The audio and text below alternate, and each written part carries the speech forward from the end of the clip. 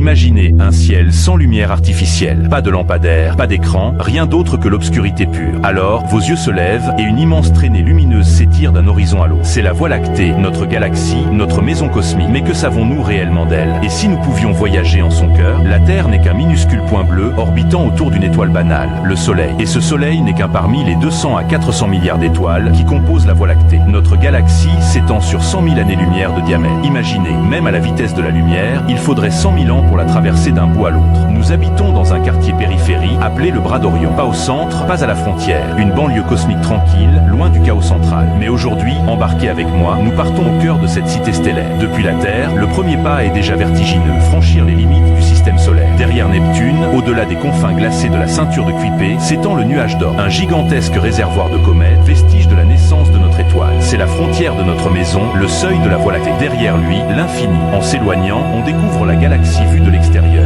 Une spirale majestueuse. Ses bras s'enroulent comme des vagues de lumière autour d'un noyau brillant. Chaque bras est peuplé de nuages de gaz, de poussière, de nébuleuses où naissent de nouvelles étoiles. Ici, tout est en mouvement. Notre Soleil lui-même voyage à près de 828 000 km/h, effectuant un tour complet de la galaxie en 225 millions d'années. Un seul année galactique pour nous, mais depuis que les dinosaures régnaient sur Terre, le Soleil n'a accompli que 2 ou 3 révolutions. Sur notre route, nous traversons les bras spiraux. Dans la nébuleuse d'Orion, des étoiles naissent sous nos yeux, illuminant leur cocon de gaz. Plus loin, dans les amas ouverts, des centaines d'étoiles brillent ensemble, jeunes et bleutées, comme les Pléiades que l'on voit depuis la Terre. Mais le voyage révèle aussi les ténèbres, d'immenses nuages de poussière cosmique, appelés nébuleuses obscures, qui masquent la lumière derrière elles. Ces zones, sombres et froides, sont les berceaux des soleils de demain. Voyager dans la galaxie n'a rien de paisible. Certains endroits sont des pièges mortels. Les supernovas, explosions titanesques d'étoiles en fin de vie, capables d'éclipser toute une galaxie. Les pulsars, cadavres stellaires qui tournent sur eux-mêmes à une vitesse folle.